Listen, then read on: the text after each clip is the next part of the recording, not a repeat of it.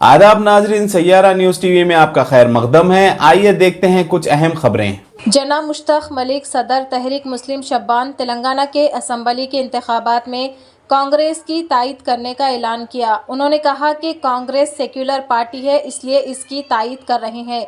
ये फैसला कांग्रेस के कौमी और रियासती लीडर्स के साथ मुज़ाकरात करने के बाद किया गया।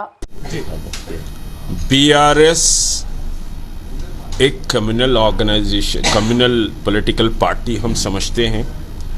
ये आरएसएस और बीजेपी के पिच पर यह खेल रही है। हमारा अपना एहसास है कि ये आरएसएस और बीजेपी के पिच पे बीआरएस खेल रही है। इस वजह से तहरीक मुस्लिम शब्बान बीआरएस की हिमायत नहीं कर सकती, और फिर जो मस्जिदें शहीद करता है हम उसकी हिमायत नहीं करते। अब जो क्वेश्चन चल रहा है, अलाई पार्टी भी कह रही है बाबरी मस्जिद को कांग्रेस ने शहीद किया। बेशक कांग्रेस ने शहीद किया, मुजरिम थी कांग्रेस, और उस कांग्रेस ने मुसलमानों से माज़िरत भी चाहिए है। और अब ये कांग्रेस को हम एक नई कांग्रेस के रूप में समझ रहे हैं, क्योंकि कांग्रेस का जो सरबरा इस वक्त जो मेन लीडर है राहुल गांधी आरएसएस और आरएसएस की आइडियोलॉजी से लड़ने की बात कर रहा है। तो इस वजह से हम इस कांग्रेस को नई कांग्रेस और एक सेकुलर कांग्रेस समझते हैं। हाँ, हिंदुस्तान में कोई भी समझिए कि साहब बहरहाल क्या क्या है, मैं उसको नहीं बोलूँगा, लेकिन बीआरएस भारतीय जनता पार्टी और आरएसएस की पिच पर खेल रही है। तो मुसलमान को बीआरएस को वोट देने से पहले, और जो मुसलमान बीआरएस को वोट देने की बात कर रहे हैं मजहबी लिबादों में, उन पर 100 बार सोचना चाहिए कि ये मस्जिदों को गिराए हैं, मस्जिदों को उस मकाम पर नहीं बनाए, मस्जिद हाशमी वो मकाम पर नहीं है, और फिर ये भारतीय जनता पार्टी की पिच पर खेल रहे हैं। इस वजह से हम इस बीआरएस के खिलाफ कांग्रेस की रियासत में तायद कर रहे हैं।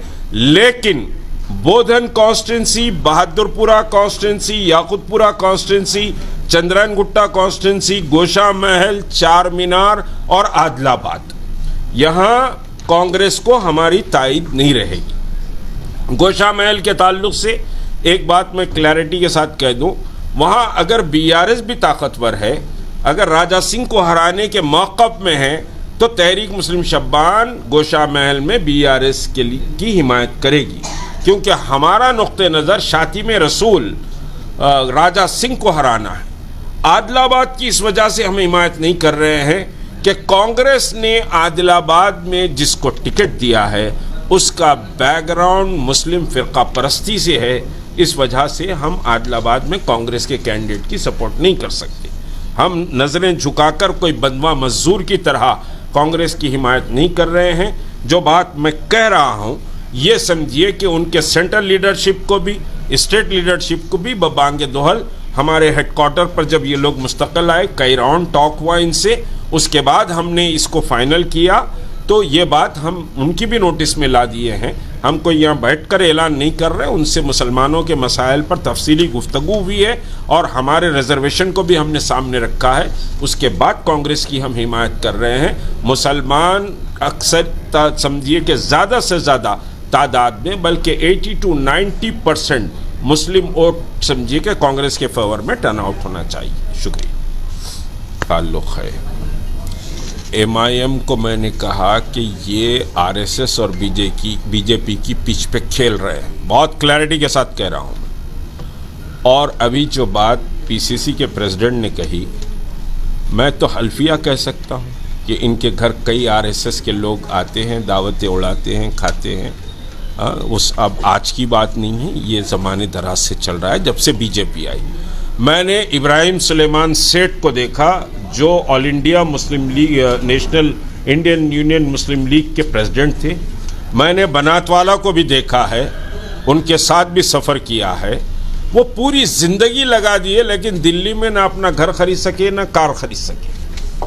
हाँ, और नेशनल लेवल पर मीडिया, जो भी उस वक्त मीडिया था, उतना समझिए कि अहमियत ना बनातवाला को मिली ना इब्राहिम सुलेमान सेठ को मिली।